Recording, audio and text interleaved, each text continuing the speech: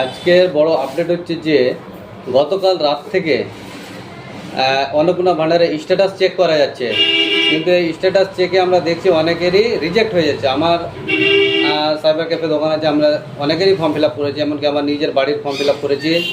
আমার নিজের বাড়ির ফর্ম ফিল আপে আপনার রিজেক্ট হয়ে গেছে।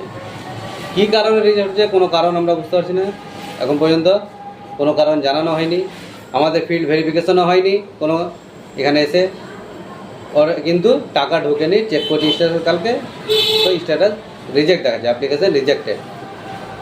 আমার মনে হচ্ছে সরকার বাজেটের সময় বলেছিল 36,000 কোটি টাকা এই প্রকল্পের জন্য বরাদ্দ করা হয়েছে। একটা লোককে বছরে যদি 36,000 টাকা দেওয়া হয় তাহলে 1 কোটি লোক পাবে। 1 কোটির পরে তার উপরে লোকগুলো কিভাবে টাকা পাবে? এই টাকা তার বাইরে তো।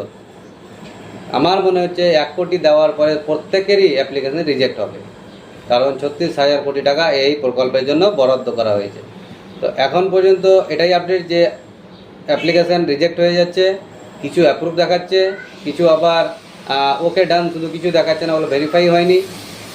আপনারা এখন কি করা যাবে? এখন কোনো সরকারি নোটিফিকেশান নেই। যাদের রিজেক্ট হয়েছে তাদের কারণ বলবে পরে, না বলবে না, তারা কি আবার নতুন করে ফর্ম ফিল আপ করবে কি করবে না, বা সেই নম্বরে তো এখন নেবে না, কারণ যে নম্বর দিয়ে করেছি সেই নম্বরটা দিয়ে আমরা যখন করবো তখন অলরেডি আপনাদের কাছে সেই টেম্পোরারি নাম্বারটা শো হবে এবং অ্যাপ্লিকেশান রিজেক্ট সেটাই শো হচ্ছে।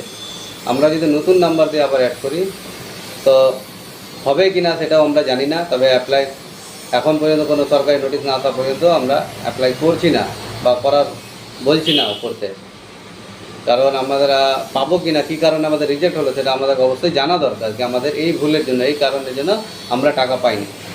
আপনাদেরকে আমি স্ক্রিনে একটা দেখাচ্ছি, দেখুন দেখুন এই অ্যাপ্লিকেশানটা আপনার আমার বাড়ির, এখানে দেখুন, এখানে দেখুন অ্যাপ্লিকেশানটা রিজেক্ট হয়ে গেছে। কালকে স্ট্যাটাস চেক করছি গত রাত্রে, আমি 13 তারিখে এটা সাবমিট করেছিলাম, কালকে দেখতে পাচ্ছি রিজেক্ট হয়ে গেছে। জানি না কী কারণে এই রিজেক্ট। দেখুন আমরা প্রত্যেকে যারা রিজেক্ট হয়েছে তাদের একটা অ্যানালাইসিস করে আমরা দেখতে পাচ্ছি যে 3টে পাকা ঘর আছে, যারা 3টে পাকা ঘর দেখিয়েছে তাদেরটাই বেশিরভাগ রিজেক্ট হয়েছে। তো 3টে পাকা ঘর থাকা মানে এই না যে সে সরকারি চাকরিজীবী, সরকারি পেনশনভোগী বা ইনকাম ট্যাক্স দিচ্ছে বা তার জিএসটি ফাইল আছে, এরকম কোনো প্রমাণ নেই। আমার কষ্ট করে আমি খেটে 3টে ঘর আমি ছাদ দিয়েছি, আমার ডাইনিং কাঁচা, আমার বাড়ি গোটা আর বাকি বাউন্ডারি কাঁচা, তা থেকে টাকা পাওয়ার যোগ্য নয়। অনেকেই আছে যাদের পাকা বাড়ি, তারাও টাকা এই পেয়েছে অন্নপূর্ণার। ডিলেট ভোটার, যাদের ভোটার এখনও ট্রাইব্যুনালে ঝুলছে, তারাও টাকা পেয়েছে, কিন্তু যারা ভোট দিয়েছে তাদের টাকাটাও এখন রিজেক্ট দেখাচ্ছে, তাদের অ্যাপ্লিকেশন রিজেক্ট দেখাচ্ছে।